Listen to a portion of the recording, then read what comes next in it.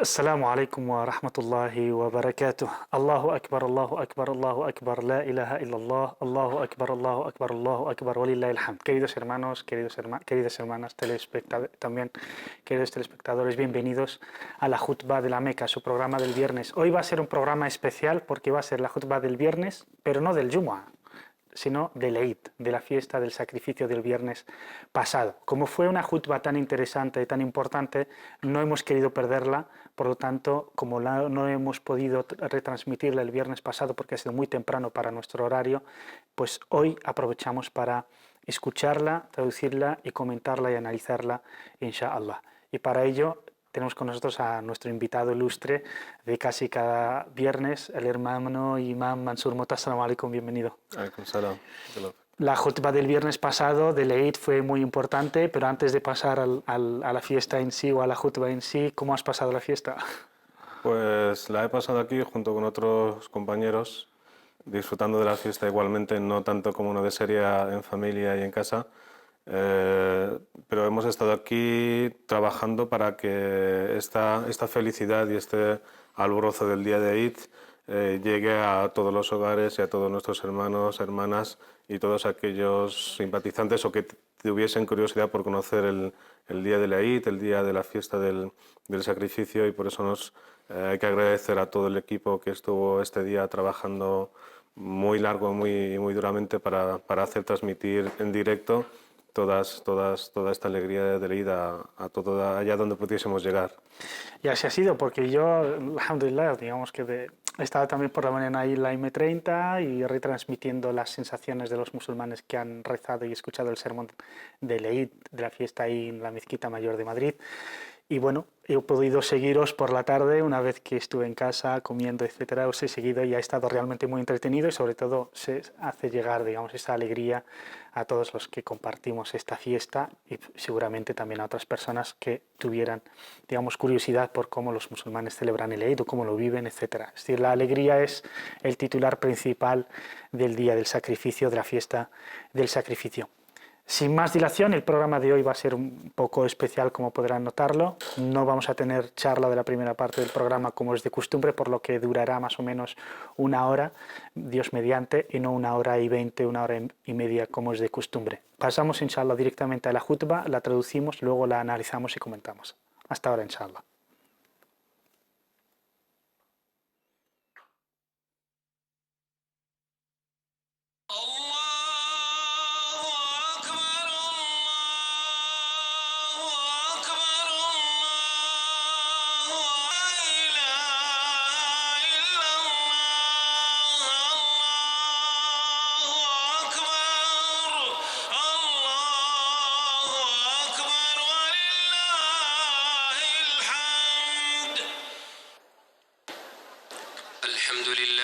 Todas las alabanzas son para Allah. Alabado sea Allah, elevado en los cielos. Alabado sea el uno, único. A Él pertenece la victoria y la gloria. No hay otro Dios sino Él. Alabado sea quien ha creado y ha hecho excelentemente su creación. No se espera bien de nadie excepto de Él. Alabado sea quien no ha tomado hijo ni socio y no tiene ningún siervo suyo fiel que sea humillado. Allah es el más grande, Allah es el más grande, Allah es el más grande, Allah es el más grande, Allah es el más grande. Allah es el más grande, su grandeza es infinita. Alabado sea, alabanzas infinitas, día y noche. Allah es el más grande, no hay otro Dios sino Allah. A Él pertenecen las alabanzas. Allah es el más grande, tanto como peregrinos que hay, tantas veces como peregrinos y como orantes. Alabado sea Allah. Allah, Él es el más grande, el Rey, el poderoso. De Él es el pleno dominio. Él es vivo y no muere. Allah es el más grande por cada gota de sangre sacrificada por Él. Allah es el más grande. No hay otro Dios sino Allah. Alabado sea Allah, uno único, el magnánimo, el poderoso, indescriptible. Nadie puede alabarle como merece, ni nadie puede escribirle como es. Alabado sea en la intimidad y en público, en secreto. Alabado sea el Altísimo, el Magnánimo. Atestigo que Muhammad es su siervo y mensajero, el mejor de su creación, quien fue anunciado por la Biblia para llevar la buena nueva al mundo. Él es a quien fue dado el río del Cáuthar, del cual beberán los creyentes. Que Allah le bendiga y le dé paz a él, a sus compañeros y a su familia, quienes fueron adoradores de Allah de día, de noche y caballeros de día. Sobre ellos sea la paz y sobre quienes les siguieron por todos los tiempos.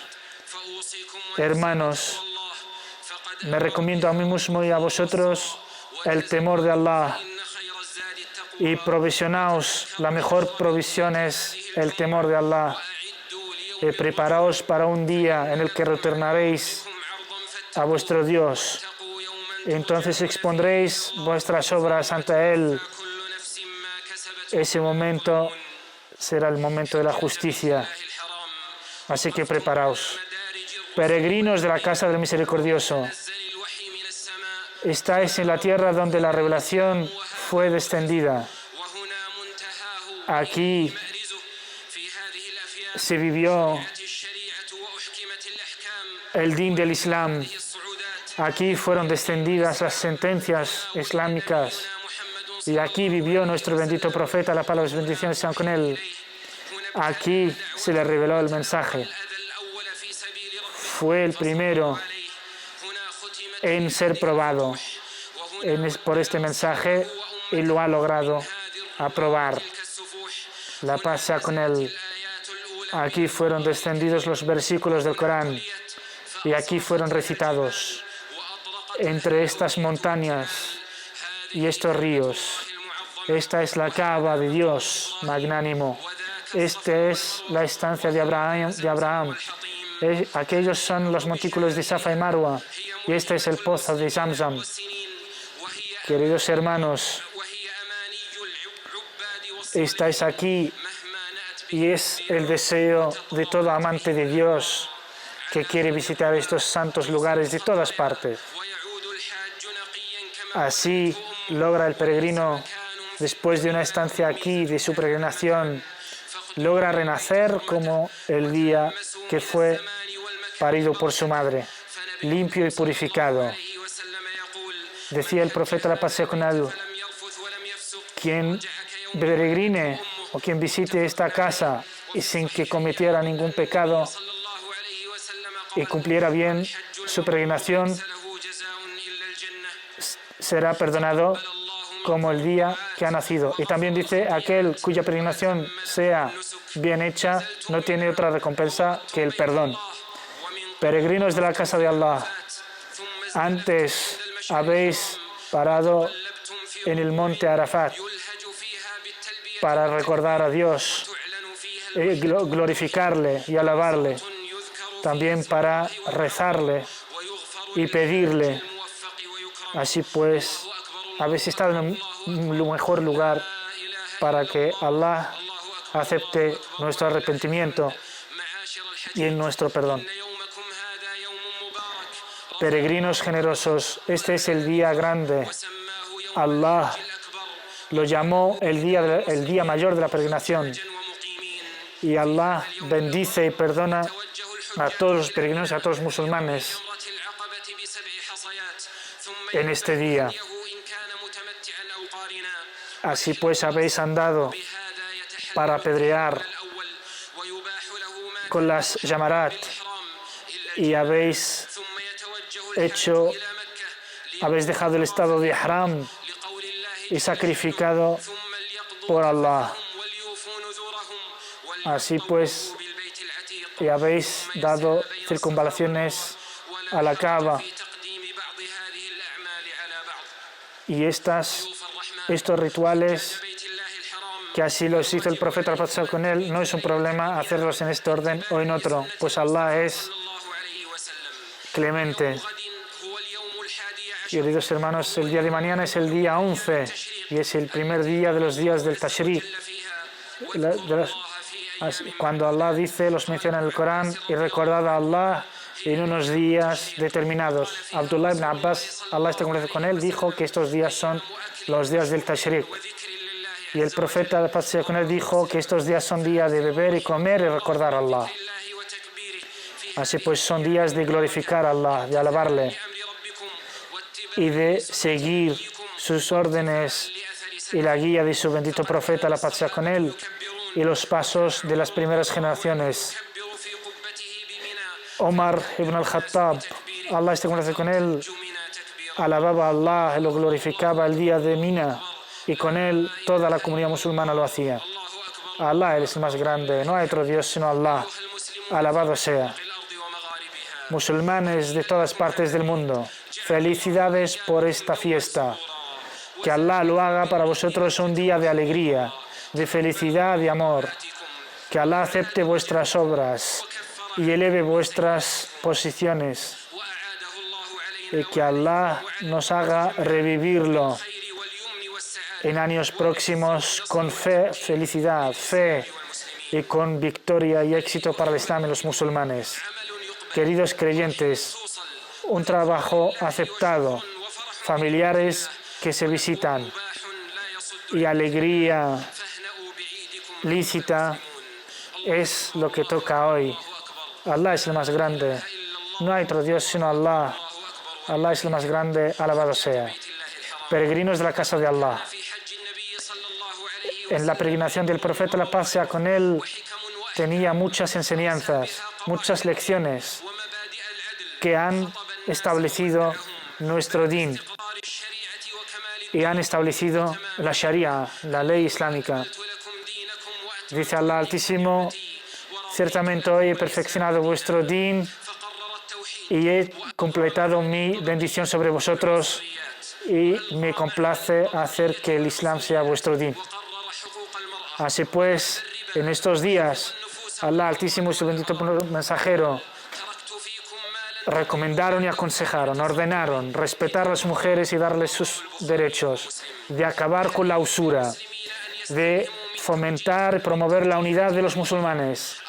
Todas estas orientaciones y recomendaciones del profeta, la paz sea con él, son para que se establezca la justicia y para garantizar la felicidad y el bienestar de toda la humanidad. Queridos hermanos, una religión basada en el monoteísmo es el secreto y la base de la felicidad para toda la humanidad. Dice el mensajero de Allah, quien se encuentre con Allah sin haberle asociado a nadie, entrará al paraíso.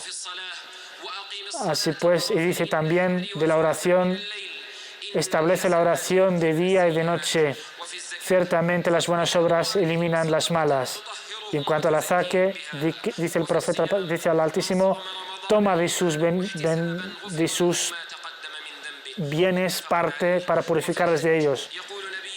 Y del ayuno también, que lo ayune con temor a Allah, Allah le perdona todos sus pecados. Y también de la peregrinación dice: quien peregrine sin cometer pecado y no abusar de nadie, Allah le perdona todos sus pecados. Así pues, todas estas oportunidades son para que Allah perdone nuestras faltas y nuestros pecados. En cuanto a los modales y la moral, dice el profeta, la paz sea con él: el más cercano de vosotros a mí en el paraíso es el que mejor modales tiene. Así pues, la misericordia de Allah y del Islam es general para toda la humanidad. Dice Allah Altísimo: ciertamente te hemos enviado con misericordia para toda la humanidad. Alabado sea Allah. A Él pertenecen todas las alabanzas. La ley es la ley de Allah. Y lo obligatorio es lo que Allah ha establecido como obligatorio. Y su mensajero también, que es seguir la verdad y apartarse de la falsedad y la corrupción. Así pues, seguir la sunna, la guía del profeta, allende donde esté el musulmán. Dice Allah Altísimo que tengan cuidado aquellos que se oponen a su orden, a la orden del profeta, pasa con él, que pueden caer en la perdición eterna. Así pues, tenemos que tener mucho cuidado de alejarnos de la guía del profeta, la pasa con él, y de no aferrarnos a sus enseñanzas. Los musulmanes no tienen otra vía que fomentar la unidad de su comunidad. Y no hay camino a la unidad sino aferrándonos al verdadero Islam. Y no hay verdadero Islam sin aferrarnos al Corán y a la Sunna, tal cual lo hicieron los compañeros del profeta y las generaciones que le siguieron. Así pues, tomar de la fuente del Corán y de la Sunna del profeta, la paz sea con él. Que no confundáis los caminos, que no se dejen llevar por las pasiones. Así pues, queridos hermanos, nuestro origen es el profeta, la paz sea con él y sus compañeros, y los mejores siglos. Así pues, no engañaban a los musulmanes, ni los traicionaban, ni adoraban a mausoleos y a tumbas, ni querían la sedición entre los musulmanes, sino que se preocupaban por unir las filas, por purificar el din de todo aquello que no es propio de él. Y también se oponían a la ignorancia y a las pasiones injustas. Ordenaban permanecer en unión, siguiendo la sunna y prevaleciendo siempre la comunidad. Rechazaban toda división, toda sedición. No pertenecían a sectas ni a partidos. Alabado sea Allah, Allah es el más grande. Algunas partes del mundo se han dado cuenta y ahora son más conscientes que nunca de la importancia de la unidad. Se están uniendo, se están aliando, a pesar de las guerras fratricidas que han tenido lugar entre ellos. Y nosotros, la comunidad musulmana, somos más merecedores de estar unidos. Es más propio del Islam que nosotros estemos unidos. Tal como dice Allah: aferraos al camino de Allah y no os dividáis. Y eso que tenemos una herencia histórica, social, cultural, de civilización unida, común. ¿Cómo no podemos estar unidos? Todavía que no sea por la unidad, no vamos a llegar a ninguna parte. No hay otra vía sino la unidad y aferrarnos al Islam tal cual fue revelado. Así pues, las divisiones, los conflictos en la época de la globalización, en la época de la economía, de la política y de la imposición, no hay lugar para la imposición de una opinión única. La comunidad musulmana y mundial tienen que tomar todos los medios necesarios para unir sus filas, unir sus países y unir su palabra. Temed a Allah y solucionad los problemas que tengáis entre vosotros. La unidad que vemos representada en la peregrinación, que todos los musulmanes están juntos aquí, pronuncian las mismas palabras, adoran al mismo Dios y son de la misma comunidad. Dice Allah Altísimo: ciertamente esta es vuestra comunidad, unida, y yo soy vuestro Dios, así pues adoradme. Y dice el profeta, la paz sea con él, que hay que aconsejar el bien siempre, pues hay que hacer llegar el mensaje del Islam, puesto que uno que recibe el mensaje puede entenderlo mejor que el que lo lleva. y además ordenaba seguir la unidad de la comunidad. Alabado sea Allah, Allah es el más grande, no hay otro Dios sino Él, alabado sea. Musulmanes, toda sociedad tiene unas características que se tienen en cuenta. Esto incluso en los países donde ha imperado el ateísmo. Las sociedades de ahí tienen que unirse en base a unos principios comunes. Y nosotros tenemos la certeza de que no hay otro Dios sino Allah, uno único. Y a pesar de que creemos y sabemos a ciencia cierta de que no tenemos otra vía que seguir el camino de Allah. Por lo tanto, no hemos de aceptar la expansión de la corrupción y de la incredulidad entre los musulmanes, ni que rebajemos las muestras de fe y que hagamos todo aquello que agrade y complace a Allah.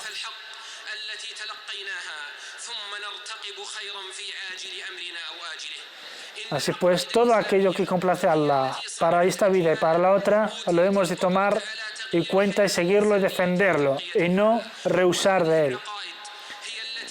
Así pues, la verdadera fe es la que fomenta las buenas actitudes, las buenas virtudes, los modales correctos y nobles.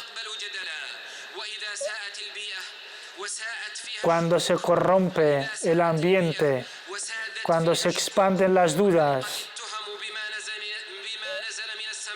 empezamos a dudar y a acusar a la revelación de Allah.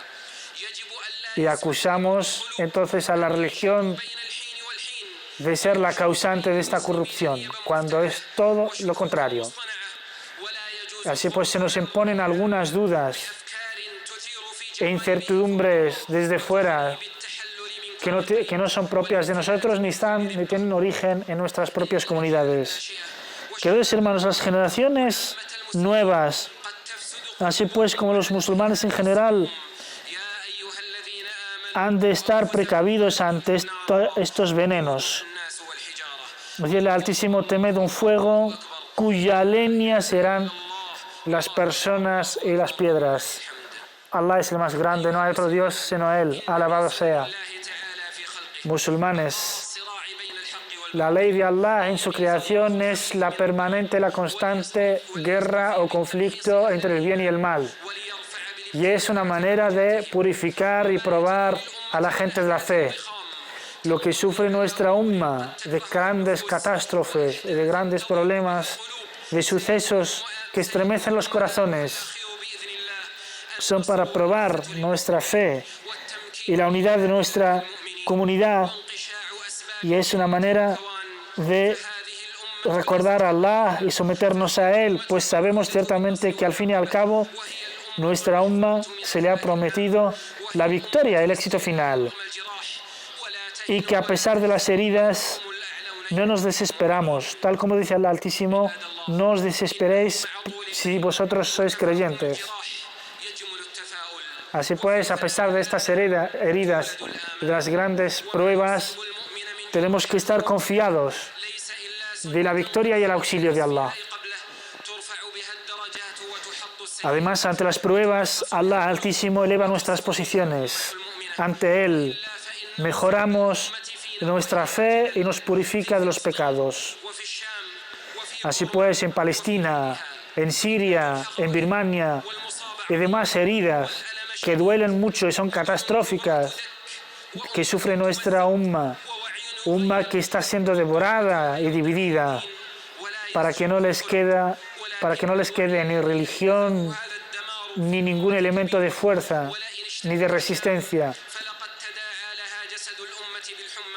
Ahora, los musulmanes, gracias a Dios y al Islam, sentimos todos estos dolores. Y la herida de Siria ha hecho que todos los corazones de los musulmanes de todas partes se estremezcan y sintamos esa herida propia y nos estamos movilizando. y vemos cómo realmente lo llamado comunidad internacional no está haciendo nada, porque no importa, porque no sienten lo que sentimos los musulmanes y porque el valor del ser humano no es tal como nos hacen oír a veces. Los únicos que realmente sentimos ese dolor somos los musulmanes. Y Allah Altísimo dice, ciertamente esta tierra la heredarán los rectos, los virtuosos.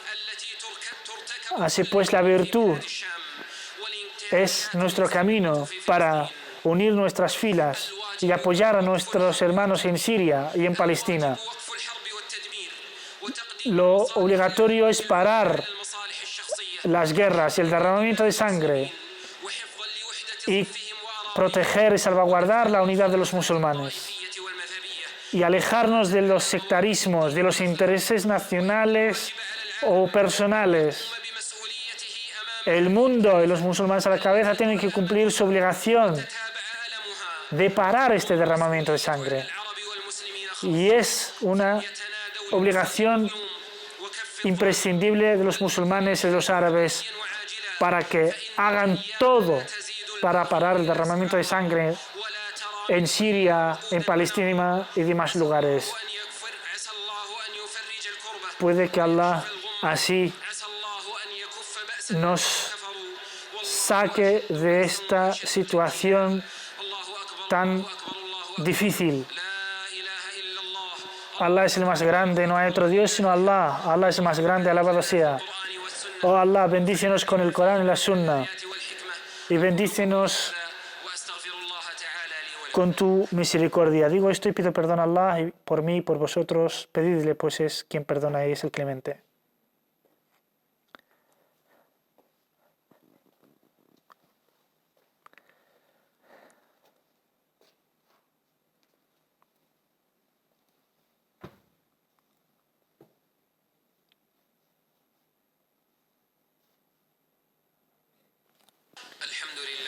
Alabado sea Allah. Todas las alabanzas son para Allah, alabanzas constantes y eternas que nos hagan sentir su magnanimidad y su grandiosidad. Atestiguo que no hay otro Dios sino Allah, quien cuida y protege, quien cura al enfermo y da de beber al sediento. Y atestigo que Muhammad es su siervo mensajero, su amado y su siervo. La paz y las bendiciones sean con él, con su familia y sus compañeros. Allah es el más grande. Allah es el más grande. No hay otro Dios sino Allah. Allah es el más grande. Ciertamente las alabanzas son para él. Las mujeres son hermanas de los hombres y tienen los mismos derechos que sus obligaciones. El profeta, la paz sea con él, nos ha aconsejado diciendo, cuidad de las mujeres. Y nos dice, proteged los derechos de los dos débiles, las mujeres y los huérfanos. La cuestión de la mujer es muy importante, queridos hermanos. El Islam no asume la culpa de algunos individuos o de algunas actitudes contrarias al Islam, ni es necesario exagerar los derechos de la mujer para hacer ver que el Islam lo defiende. El Islam se defiende por sí solo y por sí solo manifiesta su protección de la mujer. El Islam persigue que la gente, toda la humanidad adore a un solo Dios, al Dios uno único, quien quiere el bien para el hombre y para la mujer, quien quiere proteger a la humanidad de la corrupción y la desviación y del sufrimiento. Así pues, todo aquel que tenga un medio de comunicación a su alcance y tenga un lugar desde donde manifieste sus expresiones, que tenga temor de Allah, que solo diga lo correcto y no manipule a la opinión de las personas y de los pueblos. Dice Allah Altísimo, los creyentes y las creyentes unos son aliados de otros ordenan el bien y prohíben el mal y adoran a Allah y siguen y obedecen a su mensajero. Allah es el más grande. No hay otro Dios sino Allah. Allah es el más grande, elevado sea. Siervos de Dios, el Islam no se ha expandido en muchos países por la espada ni por las armas, sino los modales y la buena moral de los musulmanes, de los comerciantes y los viajeros.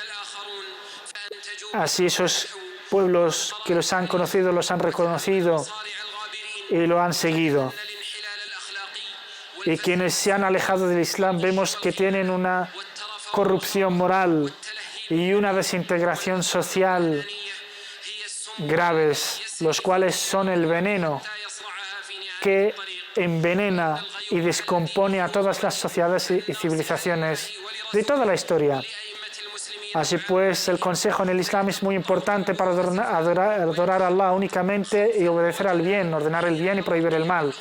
Y estos consejos los hemos de dar y recibir todos, gobernantes, intelectuales, sabios y todos los musulmanes, para proteger a nuestras sociedades y nuestras comunidades de la desintegración y la corrupción. Aquellos que no se aconsejan y no se ordenan el bien y se prohíben el mal, se desintegran, se descomponen y así viven un sufrimiento en esta vida y la perdición total les espera en la otra vida. Queridos hermanos, las catástrofes éticas que viven muchas sociedades acabará con hacer desaparecer estas sociedades. Cuando una nación no se pone junta para luchar contra cualquier manifestación de corrupción o de división o de descomposición o de cualquier fenómeno que vaya en este sentido, habrá dado el primer clavo en su lecho de muerte. Una umma no puede perseguir solo los beneficios e intereses materiales y olvidarse de Allah y de los valores morales y espirituales. Una nación digna es aquella que adora a Allah, que persigue el bienestar de sus miembros y al mismo tiempo los protege de toda corrupción y de toda inmoralidad. La gran civilización es la civilización de los principios, de los modales, de los valores y de los ideales. Quien sigue las normas divinas, quien se inspira en la ley de Allah. Allah Altísimo dice: ciertamente Allah no cambia la condición de un pueblo hasta que se cambien a sí mismos. Y dice Allah Altísimo: Allah promete a aquellos de vosotros que creen y obran bien darles el poder y heredar la tierra. Les cambiará su temor por seguridad. Son aquellos que me adoran y no me asocian a nadie. Una umma tiene que movilizarse después de un estancamiento. ¿Cuántas civilizaciones, cuántas aldeas, cuántos pueblos, cuando se han estancado y han caído en la inmoralidad y la corrupción, han desaparecido? Allah es el más grande, no hay otro Dios sino Allah. Allah es el más grande, alabado sea. Musulmanes, una de las adoraciones más grandes y más virtuosas ante Allah es sacrificar por Allah, sacrificar a un animal por Allah. Y es una de las mejores adoraciones, pues estos animales vienen el día del juicio con sus cuernos, con sus pelajes, con sus pezuñas, para alabar a Dios el día del juicio y interceder por quien las sacrificó. Y el mejor es aquel que lo mate o lo sacrifique con su propia mano. Así pues, el musulmán ha de elegir el mejor camello, la mejor vaca o el mejor cordero, y que esté sana y pura de cualquier imperfección. Así pues, el animal que esté enfermo o que tenga alguna imperfección no se recomienda sacrificarlo para Allah. Y el sacrificio tiene lugar desde inmediatamente después de la oración del Eid hasta la última oración del tercer día. Un cordero es suficiente para una familia y está bien que coma una tercera parte, regale otra parte y una tercera parte para dar a los pobres. Así pues, Allah Altísimo nos recomienda adorarle a través del sacrificio. Y Allah es generoso con los generosos. Aquellos que sacrifican y se acercan a Allah adorándole a través del sacrificio, de la oración, del recuerdo y de la solidaridad y de la caridad, aquellos consiguen la complacencia de Allah. Y del sacrificio hemos de alimentarnos a nosotros, pero también a los necesitados y a los pobres. Así pues, no nos acercamos a Allah por su sangre ni por su carne, sino por el temor y por la obediencia a Allah al lograrlo. Y Allah es generoso con quienes le adoran con excelencia. Allah es el más grande, no hay otro Dios sino Allah, alabado sea. Queridos hermanos, refugiaos en Dios. Seguid y aferraos a su camino. Seguid la adoración de Allah. Aquel que adora a Allah de forma sincera, sin asociarle nada ni a nadie, Allah le da constancia y perseverancia en la buena obra. El prisionero es aquel que está prisionero de su ego, de su pasión. Y el esclavo es el esclavo de sus pasiones y de sus instintos básicos. Ciertamente, Allah vive, es eterno. Y el infeliz es aquel que no sigue la vía de Allah. Y el perdedor es quien pierde cuando se encuentre ante Allah el día del juicio. Quien solucione y arregle sus asuntos entre él y Allah y entre él y la gente, Allah le da la bendición en esta vida y en la otra. Allah es el más grande, no hay otro Dios sino Allah.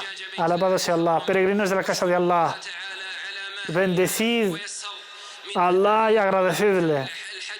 Alabadle por haberos ayudado a cumplir con la peregrinación con seguridad y en paz.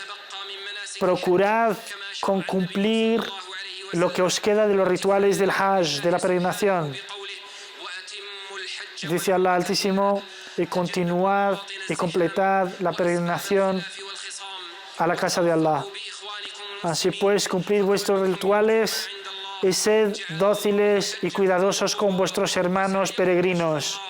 Que Allah acepte vuestra peregrinación, perdone vuestros pecados y acepte todas vuestras obras.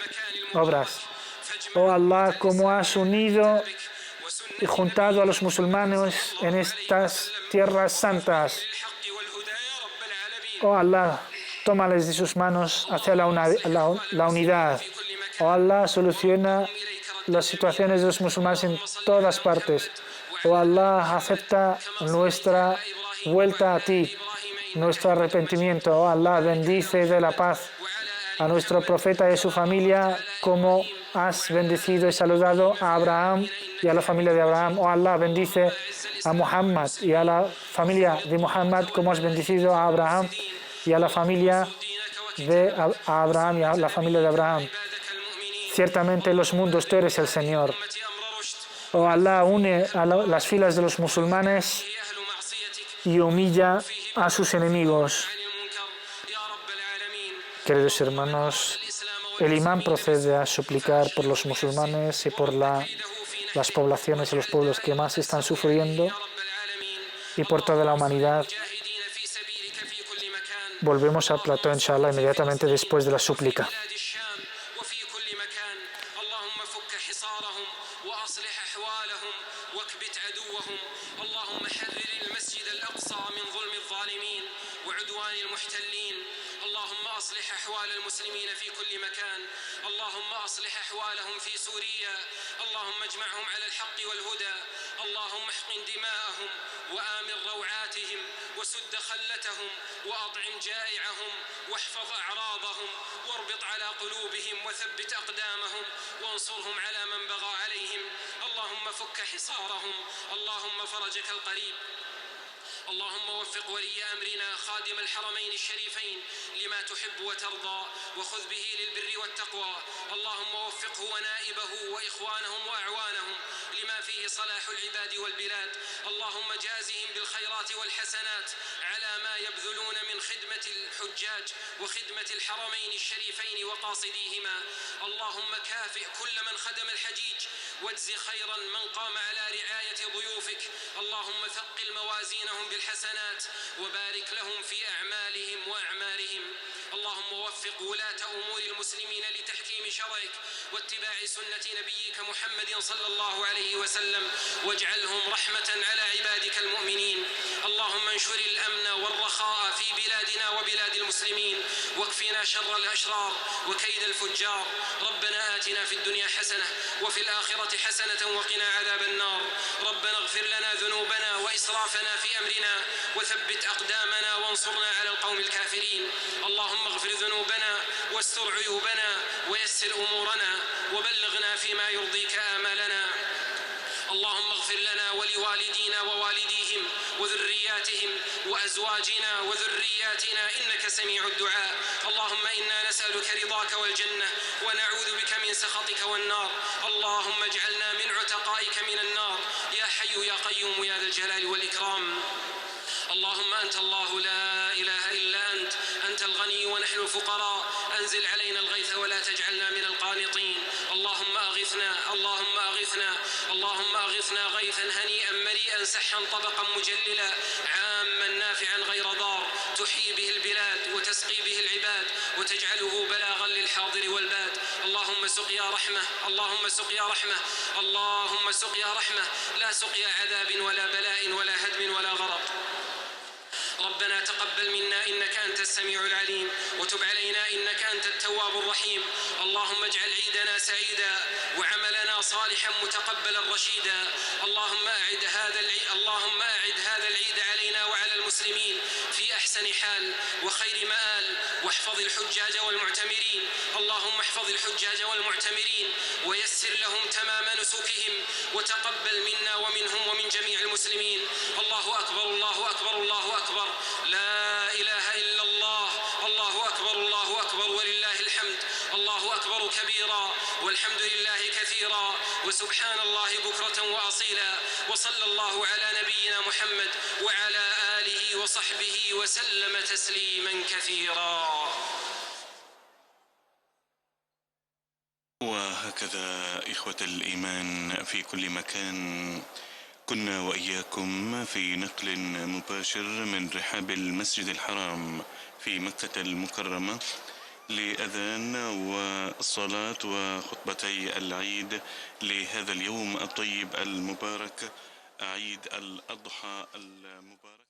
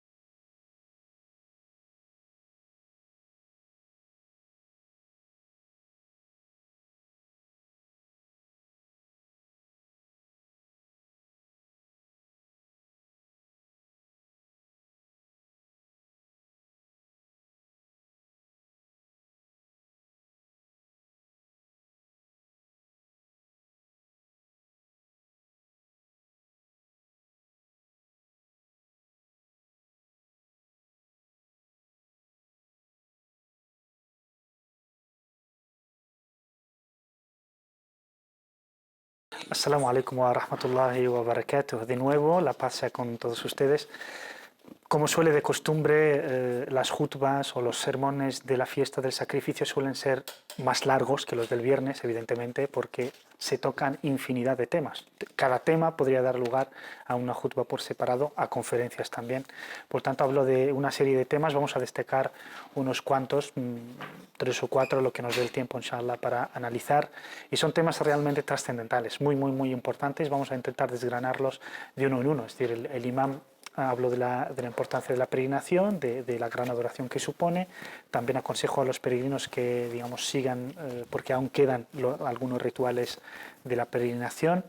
Como podrán ver en imágenes en directo, actualmente sigue habiendo muchísima gente en la Meca, aunque la peregrinación propiamente dicha ya ha acabado. Y también eso vamos a saber el porqué con el imam Mansur. Luego también habló de los diferentes conflictos que están viviendo los países islámicos. Sabemos del tema de Palestina, que lleva ya más de 60 años, el tema de Siria, ya vamos entrando en casi se cumplen ya 2 años dentro de poco sin que se derramara la sangre, todos los días decenas de muertos. También habló de lo que está pasando en la comunidad musulmana en Birmania, que, como bien saben, están sufriendo una limpieza étnica por parte de la dictadura birmana, pero tampoco Bangladesh abre sus puertas para acogerles. También habló de algunos fenómenos que está sufriendo el mundo islámico actualmente de tipo político, de tipo cultural, hasta ideológico podríamos decir, y el imam ha intentado, digamos, de responder y aconsejar, digamos, cuál sería la mejor respuesta, además de hacer una crítica a algunas cosas que también son propias de algunas sociedades musulmanas como el machismo y tal, y dijo claramente que el Islam es inocente de esas actitudes, que hay que criticar estas actitudes y no achacarlas al Islam, como en el caso de los derechos de la mujer. Vamos a ir de poco a poco. Hermano Mansur, salam alaikum, bienvenido. Alaikum salam. Has estado ahí tomando nota de lo que decía el imam. Estos son temas que podríamos, digamos, destacar, pero antes de ir a desgranar, el imam el viernes pasado, nosotros ya han pasado unos días, oficialmente ha terminado ya la peregrinación. ¿Qué es lo que, una vez que llegue el día del sacrificio, normalmente qué es lo que le queda al peregrino para ya terminar acto seguido, o irse a casa o hacer otras cosas, ¿no? Lo que le resta a los peregrinos cuando ellos están en el día 10 del mes de la peregrinación, que es el día de la fiesta, es el primer día de lo que se denomina días de Tashriq, Yom Tashriq, los 3 días de fiesta, y a ellos les quedó, ya hablamos en pasado, les quedaba el viernes y el sábado como obligatorios para estar en lo que se llama la explanada del Jamarat, donde se apedrean los monolitos, y quedaba para quien quisiera un tercer día opcional, que es de Sunna, que es voluntario, no es obligatorio, y tras ello hacer lo que se llama el tawaf, el ifada y la circunvalación final, y con eso como que concluye despidiéndose uno de Meca, acaba y concluyendo con ello la peregrinación, aunque luego uno ya se quede en Meca y para estar unos días más y aprovechar la ocasión de este viaje. Muchos peregrinos, claro, por ser una mezquita tan sagrada, de hecho es la más sagrada, la más importante del Islam, aprovechan para estar más tiempo. ¿Por eso vemos que hay tanta gente ahora actualmente? Sí, eso ya depende de la gente. Suele haber costumbre de la gente que planifica ir a hacer el Hajj, hacer la peregrinación, tiene como costumbre, ya que es un viaje que muchísima gente va a realizar únicamente una vez en la vida, porque a lo mejor no va a tener otros medios, sobre todo materiales, ¿no?, y económicos para hacerla, pues aprovecha este viaje para bien estar unos días antes en Medina, que es el segundo lugar más sagrado en el Islam, y luego hacer la peregrinación y pasar unos días en Meca. O hay gente que hace lo contrario, viene a Meca, está unos días en Meca, hace la peregrinación y luego pasa unos días en la mezquita, la segunda mezquita más sagrada en el Islam, que es la mezquita de Medina, y de paso visitar la tumba del profeta. Exacto, ahí va yo. Muchos musulmanes lo hacen o antes de los días propios determinados del Hajj, o después aprovechan para ir a la mezquita. ¿Cuál es? A la mezquita del profeta, la paz sea con él, para visitar al profeta, la paz sea con él, y a su ciudad. ¿qué son las cosas más importantes? Primero, ¿qué valor tiene para que el musulmán vaya digamos, a visitar al profeta, la paz sea con él? Y luego, ¿cuáles son los sitios o los, digamos, monumentos más importantes a visitar y por qué provocan o qué producen en el musulmán? Sí, aquí hay que tener un punto importante presente y es el hecho de cuando uno se predispone a ir a Medina, la primera intención, aunque puede tener otras intenciones, la primera intención fundamental es el hecho de visitar e ir a la mezquita del profeta, no el hecho de ir a visitar la tumba del profeta. Porque lo importante en esto es lo que hay textos y el mismo profeta lo transmitió así, siempre lo recalcó, desde que la mezquita es la segunda más importante en el Islam, la más sacra, y es allí donde uno tiene un salá, una oración vale por 1000 oraciones, por 1000 salá, y de paso por el adab, por lo que es el respeto y la consideración que un musulmán tiene que tener a la figura del profeta. Cuando está allí, pues va a visitarle y va a mandarle, le transmite sus saludos y su amor por el profeta Muhammad. Y además está, digamos, el cementerio del Baqi, ahí está Uhud, hay muchos lugares. Tú que has estado en la mezquita del profeta, la paz sea con él, ¿qué has sentido cuando vas? Es decir, ¿qué se nos viene a la mente?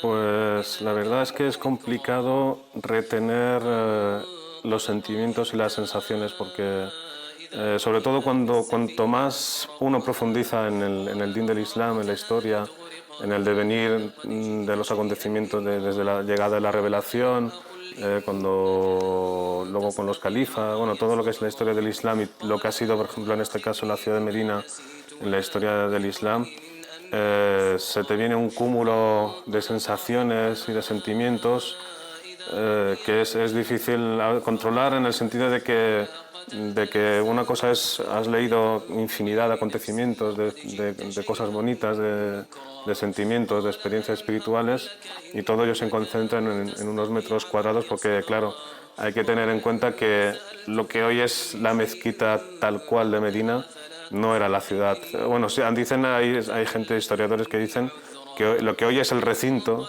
de la mezquita con todas sus ampliaciones que tiene, hoy abarca lo que en su día era el poblado de Medina. Y la mezquita del profeta era mucho más pequeña de lo que hoy es. Entonces, cuando leemos en los libros de la Sira o los libros de historia, lo típico en los hadices, que está el profeta en la mezquita, lo pasa con él y viene un grupo de personas a preguntarle y tal, no es esa toda la mezquita que conocemos, sino la mezquita donde está hoy enterrado, que era su casa, el mimbar y un poco de un espacio muy reducido, no es toda la mezquita. Sí, de hecho, la mezquita de Medina actual es la segunda más grande del mundo, ¿no? Es después de la mezquita al Haram y alberga cientos de miles de fieles, ¿no? La Sí, capacidad. porque tiene lo que es digamos, el piso normal, luego tiene un piso superior también que se abren en ocasiones contadas, como en este caso puede ser que ahora en el Hajj venga mucha gente y tengan que abrir el acceso superior, y en Ramadán lo que es el patio superior pues se llena completamente de personas. Subhanallah. Digamos que la mezquita puede albergar actualmente más musulmanes de lo que hubo en toda la época del profeta. Entonces pasamos, algún día nos detendremos en el tema de la mezquita del profeta, la paz sea con él, y de la importancia también de visitarle, la paz sea con él. Y además, digamos, los musulmanes, el amor que le tenemos a nuestro profeta llamado Muhammad, la paz sea con él, es indescriptible, es más importante que nosotros mismos, que nuestras familias, que nuestras propiedades, es lo más sagrado que tenemos. De ahí que nos duele mucho cuando se meten con él, que la gente se meta con nosotros, con los musulmanes, con los sabios musulmanes, con todo, pero que no se metan, por favor, ni con el profeta Muhammad sallallahu alaihi wasallam, ni con sus hermanos demás profetas y mensajeros de Dios. Una de las cosas que dice es que el imam dijo, para ir comentando y analizando la jutba, es que el Islam es totalmente inocente de todas las dudas y las desgracias que hoy están, digamos, extendidas en el mundo. ¿A qué se refiere en concreto? Yo pienso que se ha referido al imam a múltiples circunstancias tanto sociales como políticas que por desgracia se le suelen achacar al Islam como ser el causante de todas ellas, y cuando uno hace un mero análisis realmente de las cosas tal y como son, se dan cuenta que el Islam no tiene absolutamente nada que ver ni está detrás, sino que se debe pues a... Lo mínimo que se puede decir es que se deben a muy malas políticas por parte de unos gobernantes que en principio no han sido elegidos por el pueblo, como debería ser islámicamente, de cualquier manera, porque hay muchas formas de elegir a un representante, pero no es alguien que se pueda... Hay muchos gobernantes hoy día en el mundo que no representan para nada al pueblo, y aunque tengan apellidos y nombres de la gente del pueblo, conozca sus usos y haga como que es uno más del pueblo, realmente lo que hace es que él se sirve del pueblo en vez de servir al pueblo, que es lo que tenía que hacer. Además, curiosamente, gobernantes, ideologías que imperan son totalmente ajenas al mundo islámico. Es decir, cuando hablamos de dictaduras comunistas o socialistas, como la hubo de Nasser en Egipto, actualmente con el genocida de al-Assad o con Saddam Hussein, etc., el socialismo o el comunismo no es propio del mundo árabe, islámico ni de Oriente, sino es un producto ideológico occidental. O también los liberales como el régimen marroquí o el tunecino que acaba, digamos, desaparecido, esperemos que sí, y demás países también son ideologías capitalistas y liberales, tampoco han nacido ahí. No obstante, cuando se critica a estos países, no se critica porque realmente hayan estudiado en Oxford, en Cambridge, en esta de París, en la Sorbona, no se tiene eso en cuenta, sino que se tiene en cuenta el por qué se llama Mohamed, o se llame Bouteflika, o se llame el Assad, o quien sea, ¿no? Uno de Turquía. ¿Por qué no se hace, digamos, referencia? Y además, otra cosa muy importante a tener en cuenta, muchas veces en sus políticas, sobre todo económicas, educativas y sociales, suelen tener consejeros de aquí, nuestros, de Francia, de Inglaterra, de Estados Unidos. Sí, este es un problema que viene muy de antes, o sea, no es reciente. Lo que pasa es que ahora han surgido una serie de conflictos ya de gran envergadura. Podemos hablar ya desde los años 90, la guerra del Golfo y otros conflictos, luego el tema de la invasión de Irak y otros conflictos que ya vienen de décadas y aún siguen permanentes. Es una zona que geopolíticamente es muy importante, también en recursos energéticos también lo es muy importante, y ya sabemos todos por qué se invadió Irak. No sé, la excusa de que se le expuso a todo el mundo de que allí había un peligro inminente, de que se tenía tal, resulta que no hay nada de eso, o sea, nos dejó claro a todo el mundo qué es lo que se buscaba allí. Y además yo pienso que desde un punto de vista político, estratégico, interesa que en esa zona no haya estabilidad, porque sirve a unos intereses de unas ciertas potencias y que ya no se puede ocultar más, o sea, ya está a la vista.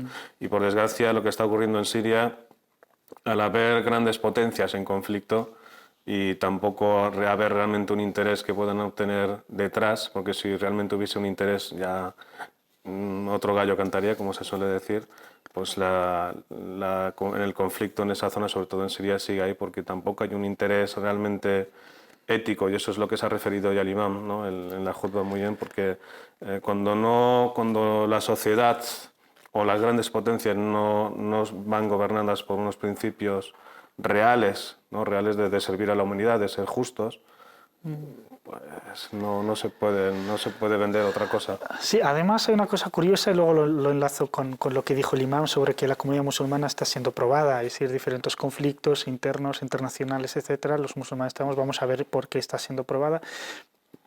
Y es que la llamada comunidad internacional, o los que dicen que Irak tenía armas de destrucción masiva, también se quiere hacer lo mismo con Irán, o lo mismo hace unos meses antes de saltar la revolución siria, pues nos hablaba también de que el régimen sirio tenía armas de destrucción masiva.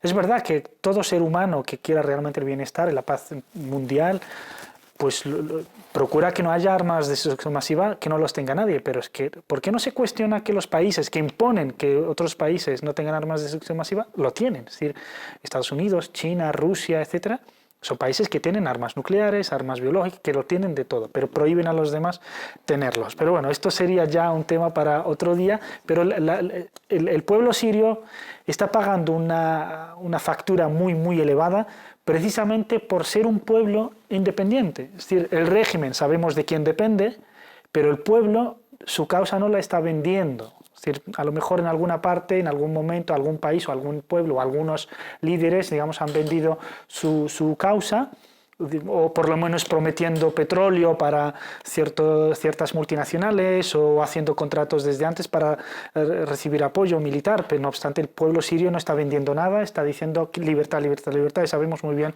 que el pueblo sirio, sus raíces árabes son innegables y es un pueblo árabe, digamos, no sé cómo determinarlo, pero es muy arraigado en el sentido de que siente la causa palestina, siente la causa iraquí, la causa del mundo árabe, la siente muy de cerca, por lo tanto siempre tomará partido.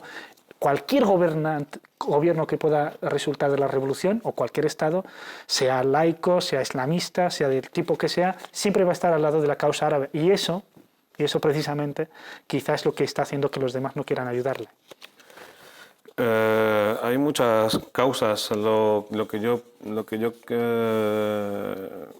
espero que realmente sea así es que las llamadas que existen en muchos países a ayudar, a apoyar al Ejército de Liberación Siria, realmente esas llamadas sean sinceras igualmente, que no sean también otro medio, otro juego, otra pieza en el juego político internacional para defender unos intereses hoy y defender otros intereses mañana. Es decir, si uno tiene que defender a un pueblo, sea el que sea en el mundo, porque el Islam también tiene que defender cualquier causa que sea a nivel mundial de cualquier pueblo que sufra una agresión de otro país, una invasión, etc. El Islam como fe y como ideología está ahí detrás para defenderla y apoyarla. Entonces, las llamadas que existan en todo el mundo para apoyar al pueblo sirio, porque realmente es una minoría la que está masacrando al resto del país, sean sinceras igualmente. Aquí el imam dijo una cosa muy importante, que el mundo tiene que hacer todos sus esfuerzos y tomar todos los medios necesarios para que prospere la paz y acabe con los conflictos. Pero en el tema sirio, por ejemplo, el mundo tiene la responsabilidad, pero también el mundo, de forma especial, el mundo islámico y el mundo árabe.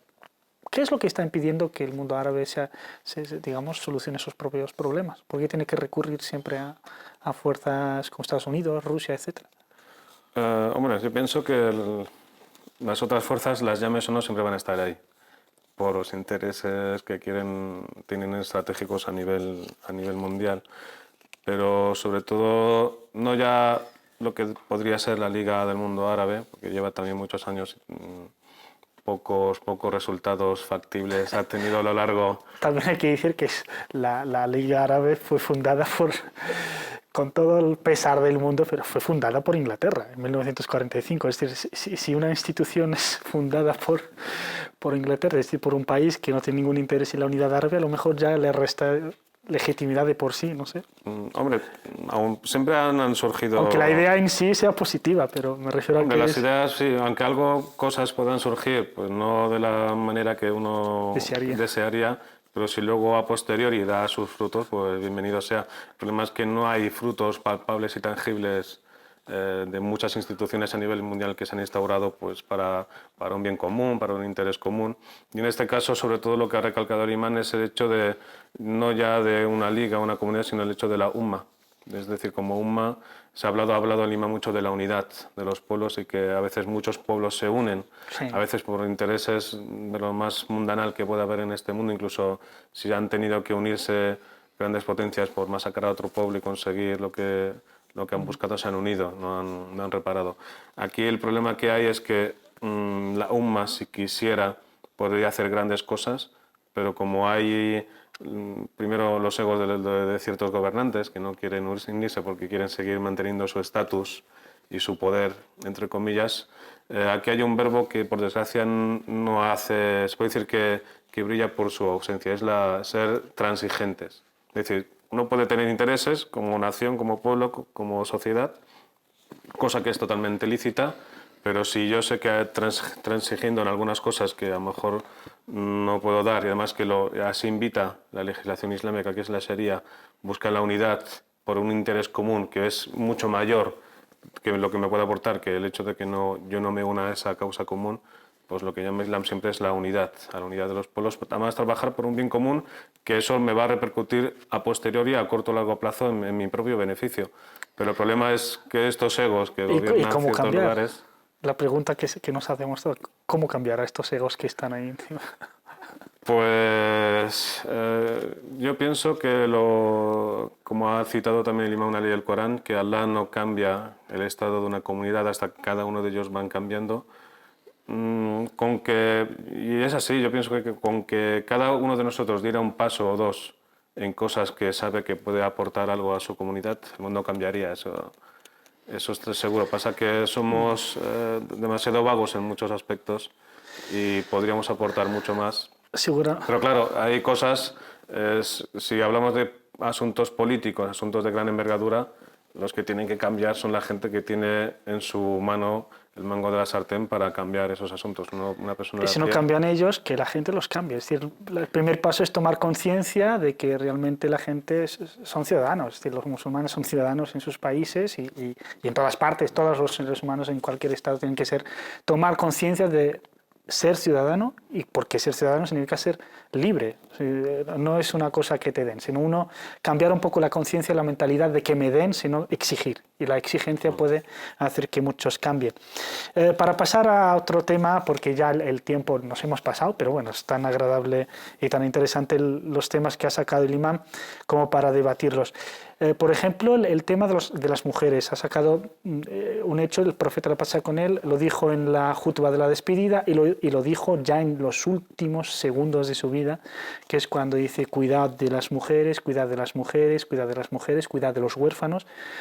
Y además dice un hadith que es muy ilustrativo, que es: ciertamente las mujeres son hermanas iguales de los hombres. Shaqa'iq en árabe es hermano del mismo padre, la misma madre, pero también igual. Entonces, y creo también lo enlazamos de que algunas actitudes son contrarias al Islam y que hay que juzgar a esas personas y no al Islam por estas actitudes. ¿Cómo está el estado actual de las mujeres? Y en los países, por ejemplo, como Egipto, como donde ha habido, digamos, cambio de régimen, o eso esperemos, que haya ese cambio, ¿cómo es la perspectiva de la mujer musulmana en esos países? Pues aquí, cuando se trata el tema de la situación de la mujer en general en el mundo islámico, a mí me gusta recalcar, y lo acabamos de sacar ahora sobre el tapete, el asunto de que el problema no es que la mujer haya sufrido, que sí que la ha sufrido, no se puede negar, a lo mejor un tipo de trato indigno o de mala situación en la sociedad, pero eso viene dado porque ya de por sí los gobiernos no han tratado justamente no solo a la mujer, sino a todos los ciudadanos de la sociedad. Es decir, durante muchas décadas, en muchos pueblos del mundo islámico lo ha pasado mal, no solo la mujer, lo ha pasado mal también el hombre, lo ha pasado mal los niños, todo el mundo lo ha pasado mal y no ha sido considerada ni su dignidad ni su posición en la sociedad. Luego sí que existe que en ciertos pueblos, en muchas sociedades, pues al igual estamos nosotros ahora mismo en España, y en España, por números y por estadísticas tangibles, todas las semanas muere una mujer a manos de su pareja. O sea, no estamos hablando no solo ya de malos tratos, de malas palabras, sino llegar al asesinato, ¿no? Y eso se da, por desgracia, en muchos pueblos del mundo y también se dan en sociedades islámicas. Pero aquí lo que es conveniente recalcar es que eso es... Igual no se puede achacar al Islam de que la mujer pues vive una posición a lo mejor no tanto como debería ser, pero no por el Islam, porque el Islam sí le otorga esa posición y ese papel en la sociedad, y viene más por el hecho de ciertas tradiciones y usos de Es decir, es todo lo contrario. Es decir, que la gente que vulnera los derechos de la mujer, lo que en realidad está haciendo es vulnerar las normas propias del Islam, que es el de buen trato, etc. Pasamos ya muy rápidamente a otro tema, que es, mencionó el imam, que la gente que tiene acceso a los medios de comunicación, o los propios medios de comunicación, o las personas que digamos, que tengan mucho cuidado, sean responsables, ¿no? ¿En qué medida podemos hablar de la responsabilidad de los medios de comunicación? Sí, ese es un punto también que ha citado muy levemente, pero no deja de ser importante, ¿no? El hecho de, más ha dicho, así he dicho, a todo aquel que dirija un medio de comunicación, tiene que ser, no tiene que olvidar la responsabilidad que tiene, claro, de tener en sus manos un útil, que normalmente suele ser de intermediario, ¿no? De recoger una noticia, un suceso, un fenómeno que se da de cualquier índole en cualquier lugar del mundo y transmitirlo a unos receptores, a unos espectadores, a unas personas. Entonces, claro, uno si quiere, si tiene mala fe, puede coger un suceso, como suele pasar en ocasiones, manipularlo y dar otra imagen del suceso en sí, y eso es algo corrupto en sí mismo, no es loable.